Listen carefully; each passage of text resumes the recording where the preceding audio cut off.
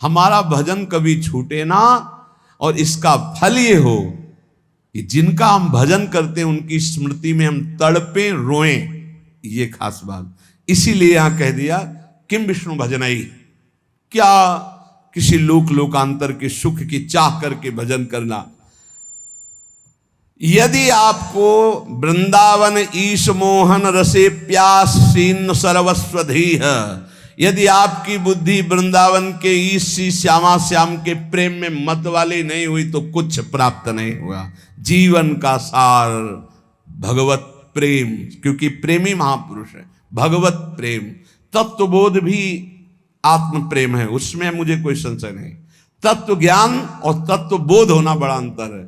जैसे हलवा बनाने का ज्ञान हो जाना और हलवा बना करके खा लेना, इतना अंतर है। तत्व ज्ञान हलवा बनाने का ज्ञान हो जाना, और तत्वबोध हलवा बनाकर खाकर उसका स्वाद ले लिया, वो तत्वबोध।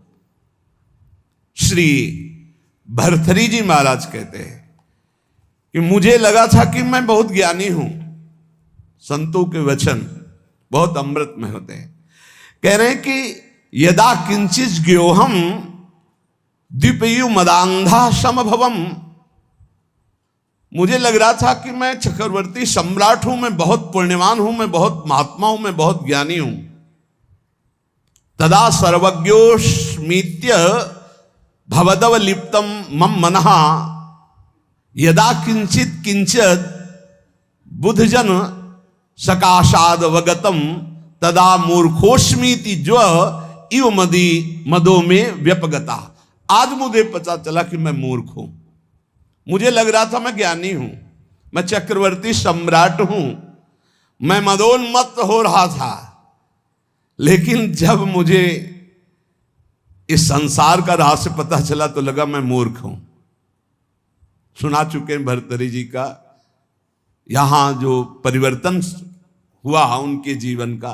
भर्तृहरि जी के मन में एक बात थी कि संसार का सबसे बड़ा सुख क्या है, बोले काम सुख। अंदर देखा, बहुत विवेकवान थे। उन्होंने अपने अंतःकरण को देखा कि संसार का सबसे बड़े मांग सुख क्या है, काम सुख पाया। और वो अपने अंदर पाया कि मेरे अंदर भी काम सुख है। तो चक्रवर्ती सम्राट, इनके मन में आया कि फिर हम ऐसा काम सुख पूर्ण क्यों न कर ले जिससे हमारे मन की इच्छा शांत हो जाए। तो उन्होंने, चक्रवर्ती का मतलब होता है कि बहुत से राजाओं के ऊपर जो बादशाह, उन्होंने पूरे अपने देश में सब सुंदरियां आवें और मैं उनमें से देखकर उनका वर्ण करूंगा। तो विश्व की सुंदरियां सब एकत्रित हुई, उनके माता पिता सब लाए, क्योंकि महाराज भर्तृहरि जी वर्ण करेंगे पत्नी रूप में। सबको देखा, एक पिंगला नाम की सर्वांग सुंदरी भर्तृहरि जी की वहां जम गई और कहा कि आप मुझे अपने पति रूप में स्वीकार करेंगे। तो उसने कहा हमारा अहोभाग्य, बहुत भागवतिक रीति से जो शास्त्रीय पद्धति है पाणिग्रहण संस्कार हुआ। अब ये तो जो भागवतिक पुरुष होते हैं उनके स्वभाव में कुछ अलगाव होता है संसारिक पुरुषों से। वो जिस पे लगेंगे एकदम तन्मय होके लगेंगे, जिस पे लगेंगे। अगर वो भोग में भी लग गए तो उनके जैसा कोई नहीं होगा। आसक्त पुरुष मतलब ऐसा कोई विषयी पुरुष नहीं होगा, स्वभाव होता है। रूप में आसक्त हो गए तो ऐसे आसक्त हो गए ऐसा कोई संसार में नहीं होगा। भोग में आसक्त हो गए तो ऐसा कोई दूसरा नहीं होगा, और विरक्त हो गए तो ऐसा कोई दूसरा विरक्त, मतलब उनका एक स्वभाव होता है। जैसे पत्नी में आसक्त हैं तो छाता लेकर बाजार वो स्वयं नहीं जा सकते क्योंकि अदर्शन हो जाएगा। तो पत्नी चल रही सीधे में, वो चल रहे उल्टा में, संसार हंसे तो हंसा करे हर समय पत्नी के मुख में, दृष्टि पत्नी के मुख में। वही महाभागवत हुए, क्या नाम, धनुर्दास जी, क्या नाम था, धनुर्दास जी नाम था। बहुत बड़े महापुरुष हुए फिर, क्योंकि वो सीधा आसक्ति रंगनाथ जी से। तो ऐसा होता है। भर्तृहरि जी बहुत बड़े महापुरुष हैं। अब जीवन का राग उनके हृदय में काम में देखा कि काम, स्त्री आसक्ति, विश्व सुंदरी, सर्वांग सुंदरी पिंगला। उन्होंने ऐलान कर दिया राजकाज विक्रमादित्य देखेंगे, मैं इस बात का अनुभव करूंगा कि क्या सुख इसमें है। क्योंकि बताया ना, अलग खोपड़ी होती है। जो भागवतिक महापुरुष होते हैं उनका चिंतन ही अलग होता है। बड़ी ही सुंदर पत्नी बिल्व मंगल जी की, पातिव्रत धर्म से, एक बार नहीं देखा। वो आसक्त चिंतामणि में तो आसक्त, अलग खोपड़ी होती है। अब रात दिन केवल महाराज भर्तरी और पिंगला, और हर खान पान की व्यवस्था, बस पर्दे के अंदर सामग्री रख दो, जाओ। कोई प्रश्न उत्तर नहीं, कोई राष्ट्र की बात नहीं, कोई समाज की बात नहीं। ये अनुभवी जैसे वैज्ञानिक नहीं होते, ये जब जिस विषय का शोध करना होता है तो बस उसी में पूरा चित्त लगा देते हैं। समय कट रहा था और मन की चाल होती नवम नवम नवम। मन कभी एक में रमण करने के लिए बहुत काल तक राजी नहीं होगा, उसकी चाल होती नवम नवम भोग। एक दिन पिंगला अपने महल के पीछे की खिड़की खोल करके ऐसे ही देख रही थी तो देखा अश्वपाल, हजारों घोड़ों की देख रेख करने वाले सेवकों का स्वामी, हष्ट पुष्ट ऐसे। अचानक दृष्टि उसकी पड़ी तो उसने ऐसे नमन किया, क्योंकि महारानी देखते ही आसक्त हो गई पिंगला। अब विचार कीजिए, चक्रवर्ती सम्राट महाराज भर्तरी से भला वो अश्वपाल किस योग्य, चित्त पूरा आसक्त। अब मिलन शुरू हो गया और राज काज विक्रमादित्य को दे दिया था। विक्रमादित्य बहुत प्रवीण थे। उन्होंने कहा कि शास्त्र प्रमाणित किसी का भी मन कभी भी कहीं भी विचलित हो सकता है, इसलिए मेरे भाई इस समय शुद्ध में नहीं है, इसलिए गुप्तचर रूप से दास दासियां हर समय तैनात कि कहीं हमारे महाराज को किसी भी तरह की हानि ना हो जाए। सूचना मिली कि हानि प्रारंभ हो चुकी है। एक अश्वपाल एकांत में महारानी से मिलता है। महाराज दिन में शयन करते हैं, उस समय वो मिलती है। पूरी बात पक्की जब देख ली तब भर्तरी जी को सूचना दी कि महाराज विक्रमादित्य आपसे मिलना चाहते हैं। बहुत प्रवीण थी पिंगला, तुरंत समझ गई। हमें लगता है हमारी बात उन तक पहुंच गई। उनका महाराज, मैं आपके भाई की एक बात कहना चाहती हूँ कि उनकी दृष्टि हमारे ऊपर बहुत गलत है। तो उनका महल से तो निकलती नहीं, गलत कैसे हो गई? तो उनका खिड़की पे खड़ी थी, वो घोड़ों की देख रेख करने वाले अश्वपाल के पास गए थे, वहां से मुझे देखा तो फिर मुझे बुलाया, मैं उनसे गए, उनके पास गई। उनका इरादा ठीक नहीं था, इसलिए हमने कुछ कड़वे वचन कहे, क्षमा करें आपके भाई हैं लेकिन उनकी आदत बहुत खराब है। तो उनका ऐसा विक्रमादित्य कर सकता है? जान न जाए, ये भगवान की माया विचित्र है। विक्रमादित्य है, बोले भ्राताश्री आपके साथ छल हो रहा है। बोले हाँ मुझे पता है छल हो रहा है, तुम्हारे जैसा नीच भाई होगा तो छल क्यों? यही बताने आए हो ना कि पिंगला आचरणहीन है। भाई आपको पता है? बोले पता है मैं कि तू आचरणहीन है। मेरा आदेश है कि ऐसे भाई को नगर से निष्कासित कर दिया जाए, कभी हमारे नगर में मुंह मत दिखाना। इतने आसक्त थे पिंगला पे भर्तरी जी महाराज। विक्रमादित्य कुछ बोल ही नहीं पाए कि ये क्या। बड़े बड़े जो मंत्री थे उन्होंने बोलने की हिम्मत नहीं रह गई कि जब भाई के प्रति ऐसा इनका, तो कोई नहीं बोल पाया और निकाल दिए गए। पर मंत्रियों ने उनको सुरक्षित रखा। एक दिन जब असलियत का पता चलेगा तब ये रोएंगे, उसी समय मैं आपको सामने पेश करूंगा। अब भगवान कोई ऐसा ना सोचे कि पाप कर्म दबा रहेगा, वो ऊपर उठता है, अपना प्रभाव दिखाता है। एक नगर का ब्राह्मण गरीब तपस्या कर रहा था महाराज देवराज इंद्र की मंत्र से, उनकी इस बात के लिए कि मुझे धन मिले, मैं गरीब हूं, जिससे हमारा परिवार सुखी हो जाए। बहुत तप किया तो देवराज इंद्र प्रकट हुए, कहा ये अमर फल लीजिए, और अंतर ध्यान हो गए। वो बात करे करते रहे, अंतर ध्यान। तो उनका अमर फल लेके क्या करूं, वैसे ही दरिद्र गरीब ब्राह्मण अमर होकर के क्या करूंगा। तब विचार आया कि अगर ये अमल फल महाराज भर्तरी को पवा दे तो धर्मात्मा वीर राजा वो अमर रहेगा, हमारे देश की सुरक्षा होगी और मुझे धन मिल जाएगा। ये अच्छा लगा। वो गए, महाराज की जय जयकार। पहले राजाओं के दरबार में या महल में ब्राह्मणों के लिए, ऋषियों के लिए, महात्माओं के लिए निषेध नहीं था, उनके लिए नहीं था कि हम आज्ञा लेकर आए। अंदर प्रवेश किए, नजदीक दासी ने कहा कि कोई विप्र देवता पधारे। उठकर प्रणाम किया, कैसे आगमन हुआ, आज्ञा कीजिए। उनका प्रभु मुझे ये तपस्या के द्वारा अमर फल मिला है और ये मैं आपको पवाना चाहता हूँ, इसके बदले में धन चाहता हूँ। आदेश कर दिया जितना इनको धन चाहिए दे दिया जाए। अमर फल लिया और विचार किया मैं खा के क्या करूंगा अमर होके, क्योंकि मेरी आसक्ति तो पिंगला पे है।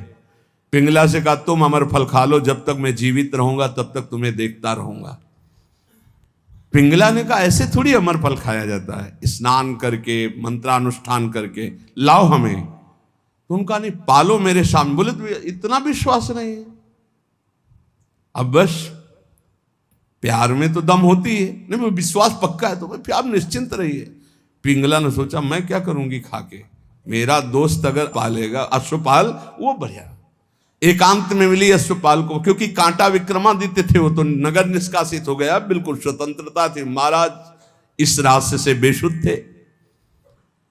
और अश्वपाल ने उस अमर फल को लिया तो उसने विचार किया कि मैं क्या करूंगा। और महाराज की नृत्यांगना ऐसी सुंदर थी जिससे आसक्ति थी।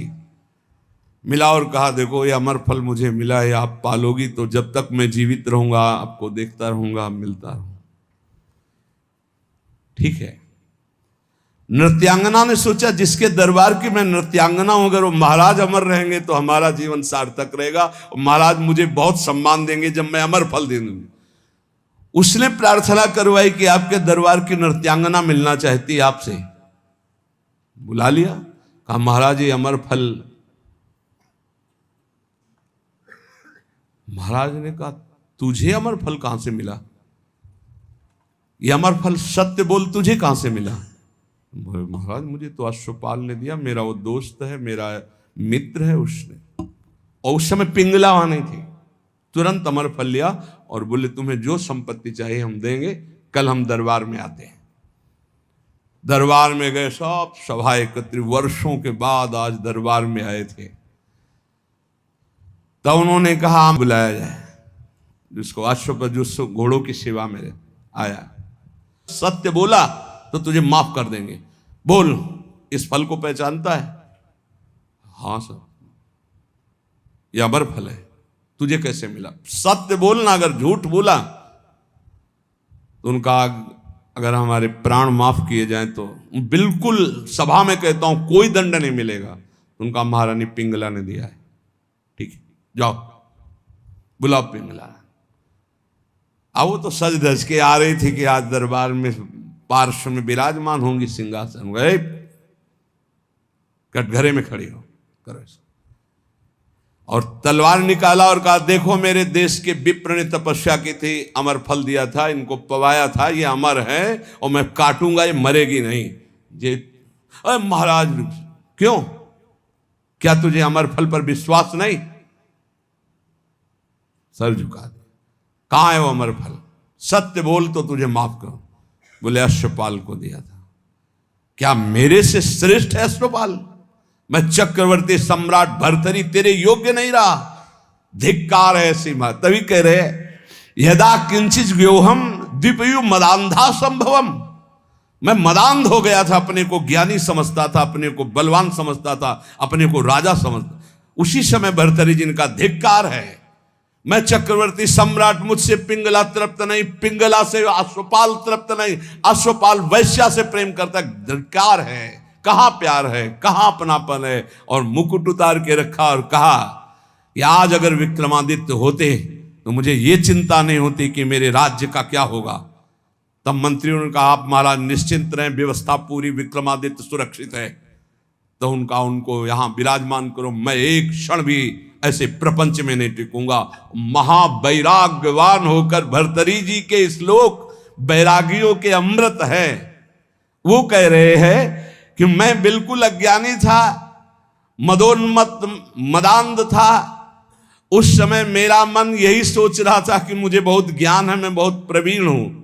लेकिन आज जब भगवान शंकर की कृपा से ज्ञान हुआ, तब मुझे लग रहा है कि मैं घोर अज्ञानी, घोर विषयी मदांध था। मेरा अहंकार दूर हो गया कि मुझे ज्ञान था। आज असली ज्ञान हुआ मुझे। भर्तरी जी कह रहे, एषाम न विद्या न तपो न दानम ज्ञानम न शीलम न गुणो न धर्मा ते मर्तुलोके भुवि भार भूता मनुष्य रूपेण मृगाश्चरन्ति। जिनमें न भागवतिक विद्या है, न भगवत तत्व का ज्ञान है, न शील है, न गुण है, न भागवतिक धर्म है, तो मृत्यु लोक में पृथ्वी में भार बने हुए मनुष्य रूप में वो पशु हैं साक्षात। न भजन है, न धर्म है, न राष्ट्र सेवा, न भगवत सेवा, न समाज सेवा। बोले पशु हैं साक्षात। मनुष्य रूपेण मृगाश्चरन्ति। रूप तो मनुष्य का है लेकिन पशु है, राक्षसी भाव है। जाड्यम धियो हरति सिंचति वाच सत्यम मानोन्नतिम दिशति पापमपा करोति चेतः प्रसादयति दिक्षु तनोति कीर्तिम सत्संगति कथय किम न करोति पुंसाम। यदि संत पुरुषों का संग मिल जाए तो किसका नहीं उपकार हो जाएगा, अर्थात किसका नहीं मंगल हो जाएगा, अर्थात सबका हो जाएगा। क्योंकि संत पुरुषों के संग से बुद्धि की मूर्खता का अपहरण होता है, जड़ता का अपहरण होता है। सत्संग से वाणी में सत्य का संचार होता है। सत्संग से सबको सम्मान देना आता है।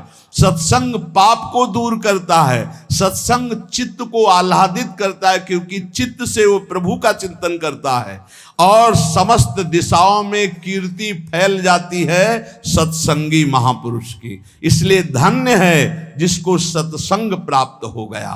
भोगा न भुक्ता वयमेव भुक्तास तपो न तप्तम वयमेव तप्ताः कालो न यातो वयमेव यातास तृष्णा न जीर्णा वयमेव जीर्णा। हमने भोगों को नहीं भोगा, भोगों ने हमको भोग लिया, किसी काम का नहीं रखा। तप नहीं किया, तप्त होते रहे, जलते रहे। काल व्यतीत नहीं हुआ, हमारा जीवन व्यतीत हो गया। तृष्णा नहीं मरी, हम जीर्ण हो गए, वही भोग वासना।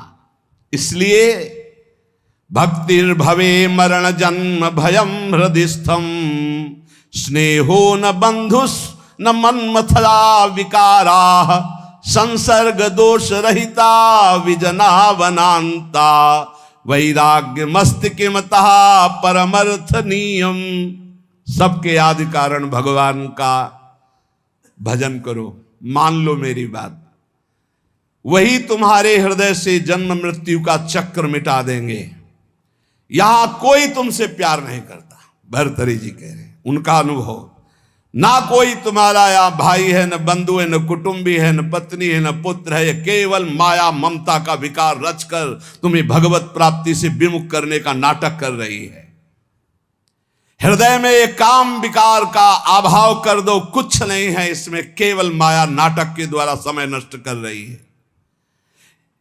कामिनी के कमनी कलेवर को देखकर जिसका मन आसक्त हो गया वो क्या करेगा। ये संसारिक लोग केवल शरीर संसर्ग जनित सुख में ही अपने जीवन को नष्ट कर देते हैं, वो परमात्म सुख को नहीं जानते। ये शरीर कोई अपना थोड़ी है, इसमें कोई सुख है। बहुत विचित्र है, प्रवचन कर लेना सरल है, सुन लेना सरल है, आसक्ति हटाना कठिन है। शरीर अविद्या है, केवल अविद्या। ये जो आप देख रहे हो, अविद्या का भोग ही एक लक्ष्य बना हुआ शरीरधारियों में। परम विद्या भगवान के आनंद की हमारे अंदर मांग है। इसलिए हर भोग के बाद हमें घृणा हो जाती कि यार शायद इसमें सुख नहीं, शायद इसमें सुख हो, इसमें सुख नहीं। पूरा जन्म जन्मांतर व्यतीत होते गए, आज तक नहीं वो मिला सुख, क्योंकि हमारे अंदर जो मांग है वो परमात्म सुख है। परमात्म सुख प्राप्त करने के लिए मानव जन्म मिला है। इसीलिए श्री भर्तरी जी कह रहे हैं अगर सुख है तो राग रहित होकर वैराग्य में सुख है। जब तक शरीर स्वस्थ है तब तक भगवत प्राप्ति का उपाय कर लो, नहीं धोखा हो जाएगा। यावत् स्वस्थमिदं कलेवर गृहम यावच्च दूरे जरा यावच्चेन्द्रिय शक्तिर प्रतिहता यावच्छयो नायुषः आत्मश्रेयसि तावदेव विदुषा कार्यः प्रयत्नो महान प्रोद्दीप्ते भवने च कूप खननम प्रत्युद्यमः कीदृशः। भर्तरी जी महाराज कह रहे जब तक तुम्हारा शरीर जवान है, स्वस्थ है, आप भजन कर लो। बुढ़ापा में भजन नहीं कर पाओगे। बुढ़ापे में भजन नहीं होता, प्रपंच होता है। प्रपंच जीवन भर प्रपंच किया तो बुढ़ापे में प्रपंच ही। बूढ़े तोता को कुछ नई चीज नहीं सिखा सकते। एक लाया गया था तोता, तो जैसे को राधा, तो राधा नहीं बोलेगा। उसको जो सिखाया गया था वो बूढ़ा तोता उतना ही बोलता था बस। जैसे मिट्ठू तो कहेगा मिट्ठू, राधा नहीं बोलेगा क्योंकि सिखाया नहीं गया ना। ये प्रपंच सीखे हुए हैं मन बुद्धि पूरे जीवन। अब उनको बुढ़ापा में कहो राधा, तो बुढ़ापा में राधा थोड़ी बोलेंगे। देख लो जब बूढ़े बैठे हो, देखना ये बात अच्छे से समझ लो। बूढ़ा तोता राम राम नहीं रटता, राधा राधा नहीं रटता। तो कह रहे जब बुढ़ापा आ जाएगा तो भजन नहीं होगा। जवानी में भजन नहीं करोगे तो बुढ़ापा भजन नहीं होगा। सुन लो, जो जीवन में भजन किए बुढ़ापा में भी भजन करेंगे, जो जवानी में भजन नहीं किए बुढ़ापा में नहीं कर पाएंगे। पक्का समझ लो, पक्का नहीं कर पाएंगे। बातें चाहे जितनी बना ले, भजन की पद्धति जवानी में सीखी जाती है बचपन से। ये बहुत बढ़िया कृपा हो गई, आप लोग सब नौजवान भजन में लगे हो। अगर इस समय अपनी निरंतर भजनाकार वृत्ति कर लो ना, तो जैसे आगे चल करके भजन करना थोड़ी पड़ता है, नहीं वो चलता रहता है। बड़ा आनंद, क्षण क्षण रुदन करन, ऐसा आनंद प्रकट होता। मान लो जो आनंद की खोज कर रहे हो कहीं नहीं, सिर्फ भजन में मान लीजिए, प्रार्थना मान लीजिए, सब सुख आपको घेर लेंगे। क्योंकि माधव की चेरी